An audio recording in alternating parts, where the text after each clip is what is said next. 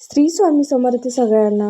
काल सोमवती अमावस्या होती, त्यामुळे आम्ही छान असे 30 आणि 3 दिवे लावायचं ठरवलं. अधिक महिन्यामध्ये लावतात, तर ते इथे आईची तयारी चालू होती वाती करण्यासाठी. तोपर्यंत आईची वाती होती तोपर्यंत मी माझा स्वयंपाक करून घेत होते रात्रीचा. छान अशी गरगट्ट्याची भाजी म्हणजे पालकाची भात केला होता आणि भाकरी करायला सुरुवात होती. शिमला मिरचीची पण तयारी केली होती, सुकी काहीतरी करावं म्हणून शिमला मिरची करायला घेतली होती.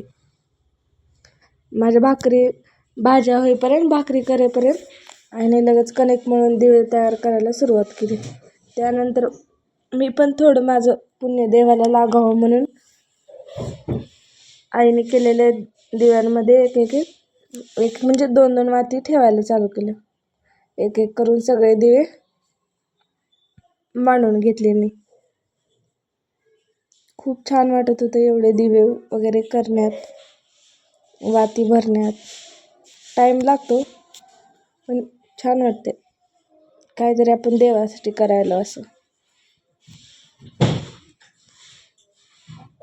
त्यानंतर सगळे दिवे एक एक करून छान अशा अगरबत्तीने आम्ही दोघींनी हळदी कुंकू वगैरे लावून लावायला घेतले.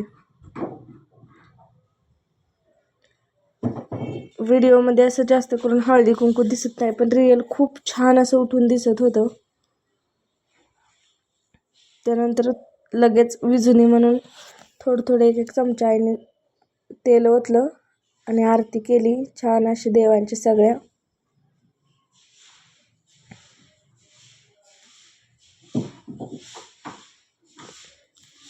त्यांचं चालू होतं.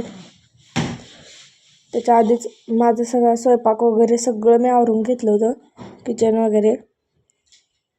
त्यानंतर आईने आरती वगैरे केल्यानंतर बाहेरही दिवा तुळशीपाशी लावला व दारापाशी लावला आणि आम्ही चाललो. आमच्या घराजवळच एक मंदिर होतं, खूप मूर्त्या होत्या देवांच्या तिथं. काय असं म्हणजे एकच नव्हतं, 7-8 तरी देव असतील एकत्र. असं खूप स्वामी समर्थांची, महादेवाची, गणपतीची, नंतर खंडोबाची, खूप अजून काही होत्या. तिथे आम्ही गेलतो. खूप तिथे चालू होती आरती, तोपर्यंत थांबलो आरती होईपर्यंत. आरती झाली, छान असा प्रसाद घेतला आणि घरी आलो. कोणी सोमवती अमावस्येला दिवे लावले हे मला नक्की कमेंट करून सांगा.